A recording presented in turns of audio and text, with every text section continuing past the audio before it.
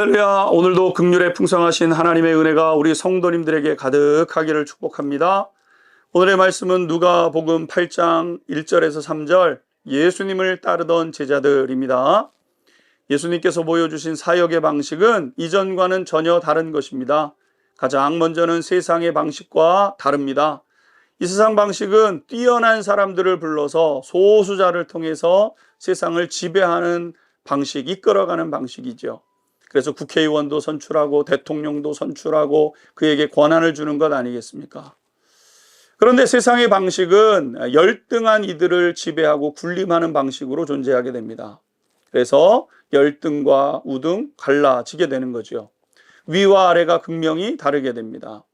근데 예수님은 좀 달랐습니다. 오늘 첫 번째 보게 되면 예수님의 사역에 크게 네 가지 특징을 가지고 있는데 1절 한번 보십시오. 그 후에 예수께서 각 성과 마을에 두루 다니시며 하나님 나라를 선포하시며 그 복음을 전하실새 12 제자가 함께 하였고. 예수님의 네 가지 사역의 특징, 첫 번째는 찾아다니시는 사역을 하셨다는 겁니다.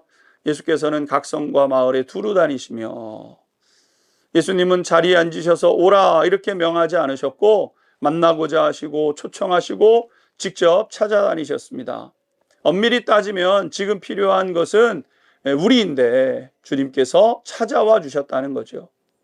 두 번째, 하나님의 나라를 선포하시는 것이었다 그랬습니다. 하나님의 나라는 하나님께서 다스리시는 나라인데 그 나라는 사랑으로 충만하고 공의로 다스려지는 나라인 것이죠. 그래서 그 나라 백성들은 가장 큰 행복과 안정을 누릴 수밖에 없었습니다. 주님은 그 나라를 우리가 사는 이 세상에서도 누리기를 바라셨고, 그리고 마침내 궁극적으로는 죽음 이후에 영원히 그 나라에 있기를 바라셔서 천국의 복음을 전하셨습니다. 그것이 주님의 사역의 두 번째 특징이죠. 세 번째 특징은 제자들과 함께하는 사역이었다 그랬습니다. 주님은 혼자 하지 않으셨고 함께 하셨습니다. 성부, 성자, 성령과 함께 하셨고 동시에 제자들을 부르신 제자들과 함께 하셨던 것이죠. 함께 하는 것이 주님의 사역의 방식이었습니다. 그래서 우리도 그렇게 해야 합니다. 함께 하기 위해서는 열린 마음을 가져야 하고 경청할 수 있어야 하고 겸손해야 할 수 있는 것이죠.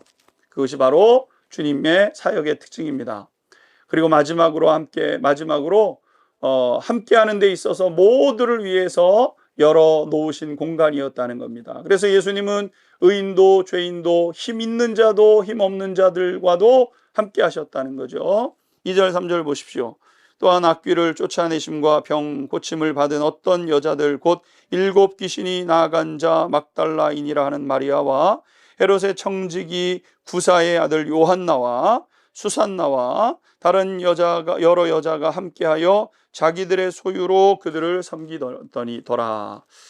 예수께서 이루신 이 공동체는 참으로 놀랍습니다. 12 제자를 부르셨는데 각기 다양한 직업과 성향 출신이 있었고, 오늘 본문에도 보게 되면요, 여제자들도 있었습니다.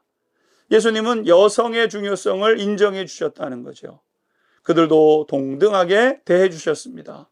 그들 가운데 귀신 들렸다가 고쳐주셨던 막달라 사람 마리아도 있었고, 헤롯 왕의 청지기를 하던 사람의 아내 요한나도 있었고, 수산나라는 여인도 있었고 또 다른 여인들도 있었다는 거죠. 세상에서는 생각해보기 어려운 조합 아니겠습니까? 정신이 온전하지 못했던 사람과 유력한 정치인의 아내가 함께 일을 합니다. 여러분, 이것이 쉽지 않습니다. 그러나 그것이 가능한 것은 두 사람 모두 주님을 섬기는 일에 한 마음이었기 때문에, 주님 사랑하는 마음으로 함께 섰기 때문에 가능했던 거죠. 오늘 교회가 바로 이와 같은 것 아니겠습니까? 주님 사랑함으로 함께 주님을 섬겨가고 길을 걸어가는 그런 우리 성도님들 되셔서 멀지 않은 이 천국의 은혜와 영광을 맛보고 누리는 성도님들 되시기를 주님의 이름으로 축원합니다. 기도하겠습니다. 예수님을 따르는 것 열어놓고 기꺼이 낮아짐으로 섬기셨던 걸음임을 기억합니다. 하나님 감사합니다. 우리도 그렇게 주님의 뜻을 따라가게 하여 주옵소서. 예수 그리스도의 이름으로 기도하옵나이다. 아멘.